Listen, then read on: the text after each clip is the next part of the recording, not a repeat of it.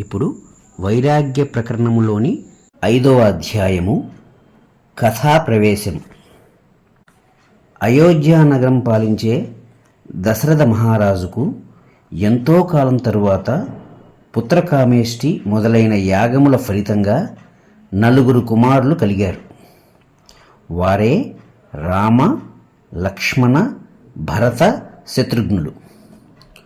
కులగురువు అయిన వశిష్ఠ మహర్షి వద్ద ఆ 4 రాజకుమారులు విద్యాభ్యాసం పూర్తి చేశారు.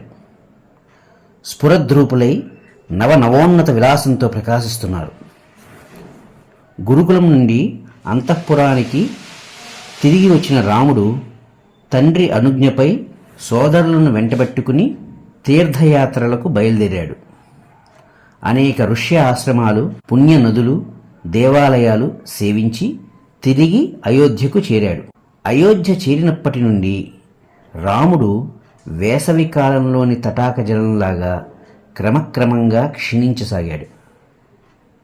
అప్పటికి అతని వయస్సు 16 సంవత్సరాలు మించలేదు.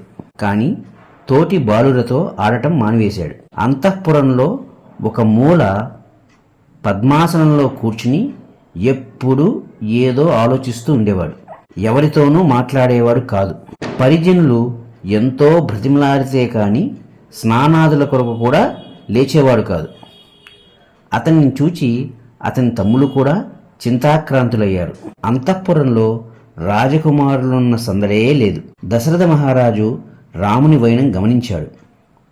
ఒకరోజు తన దగ్గరకు రాముని పిలిపించి తొడపై కూర్చుండబెట్టుకుని లాలనగా, "ఏమిటయ్యా ఇంత దీనంగా ఉన్నావు? కారణం ఏమిటయ్యా? నీకు వచ్చిన లోటు ఏమిటో నాకు చెప్పు" అని తరచి ప్రశ్నించాడు. కానీ ఏం లాభం? రాముడు మాత్రం ముక్తసరిగా "నాకేం అవసరం, ఇక లోటు ఏముంటుంది" అని ఊరుకున్నాడు. రాజు ఇక చేసేది లేక కులగురువు వశిష్ఠుని రప్పించి రాముని నిస్తేజత్వం గురించి చర్చించాడు. అప్పుడు వశిష్ఠుడు, "ఓ దశరథ మహారాజా, నీ కుమారుడు రామచంద్రుడు మేఘ గంభీర స్వభావుడు. అట్టివారికి స్వల్ప కారణాలకు కోపం, సంతోషం, విషాదం మొదలైన వికారాలు పుట్టవు. స్వల్పులను మాత్రమే స్వల్ప కారణాలు విచలితం చేస్తాయి. కనుక మన రాముని యొక్క ఇట్టి విచిత్ర ప్రవర్తనకు ఏదో ఉత్కృష్టమైన కారణమే ఉండి ఉంటుంది. నీవు దిగులు పడవద్దు. దేనికైనా తగిన సమయం రావాలి కదా" అని అనునయంగా దశరథ మహారాజుతో పలికారు.